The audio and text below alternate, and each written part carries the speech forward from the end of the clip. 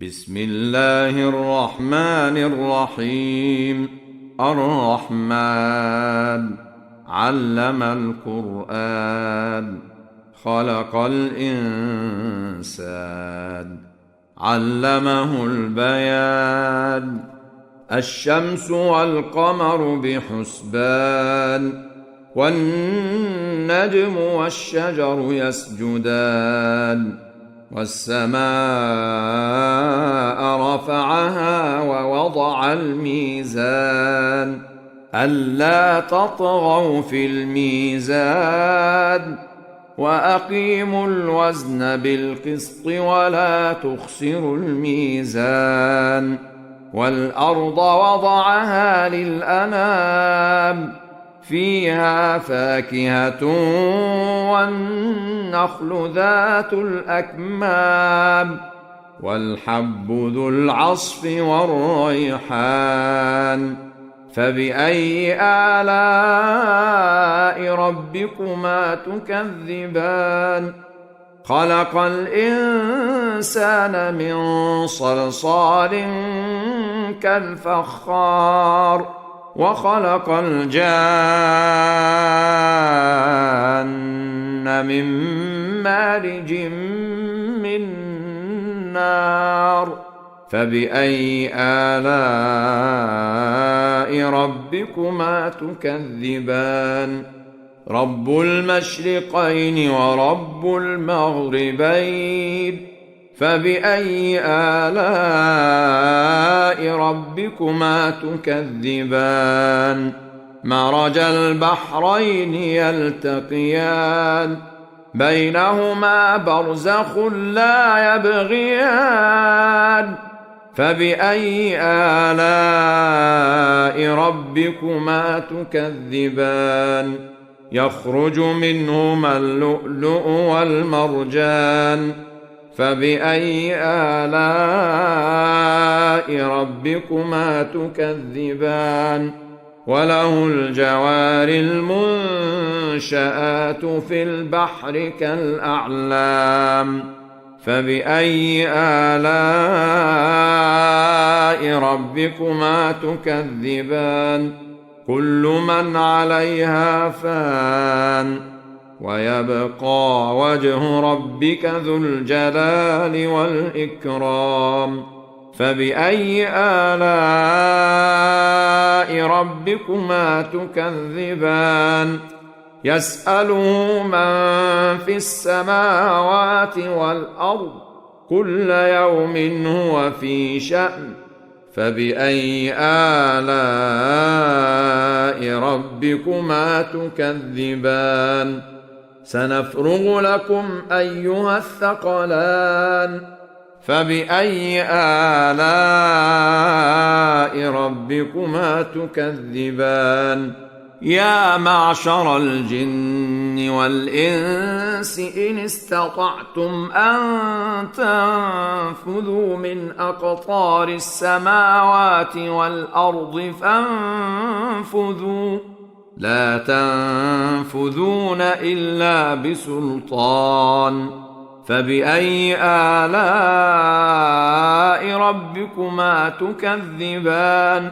يرسل عليكما شواظ من نار ونحاس فلا تنتصران. فبأي آلاء ربكما تكذبان؟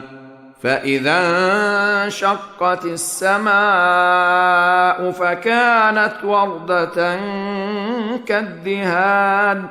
فبأي آلاء ربكما تكذبان؟ فيومئذ لا يسأل عن ذنبه إنس ولا جان. فبأي آلاء ربكما تكذبان؟ يعرف المجرمون بسيماهم فيؤخذ بالنواصي والأقدام، فبأي آلاء ربكما تكذبان هذه جهنم التي يكذب بها المجرمون يطوفون بينها وبين حميم آن فبأي آلاء ربكما تكذبان ولمن خاف مقام ربه جنتان فبأي آلاء ربكما تكذبان ذواتا أفنان فبأي آلاء ربكما تكذبان فيهما عينان تجريان فبأي آلاء ربكما تكذبان فيهما من كل فاكهة زوجان فبأي آلاء ربكما تكذبان متكئين على فرش بطائنها من استبرق وجنى الجنتين دان فبأي آلاء ربكما تكذبان فيهن قاصرات الطرف لم يطمثهن إنس قبلهم ولا جان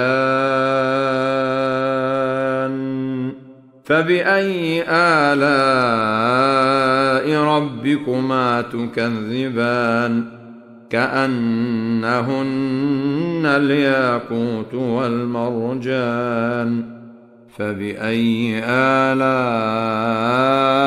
ربكما تكذبان هل جزاء الإحسان إلا الإحسان فبأي آلاء ربكما تكذبان ومن دونهما جنتان فبأي آلاء ربكما تكذبان مدهامتان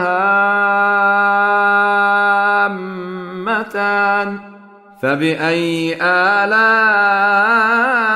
ربكما تكذبان فيهما عينان نضاختان فبأي آلاء ربكما تكذبان فيهما فاكهة ونخل ورمان فبأي آلاء ربكما تكذبان فيهن خيرات حسان فبأي آلاء ربكما تكذبان حور مقصورات في الخيام فبأي آلاء ربكما تكذبان لم يطمثهن إنس قبلهم ولا جان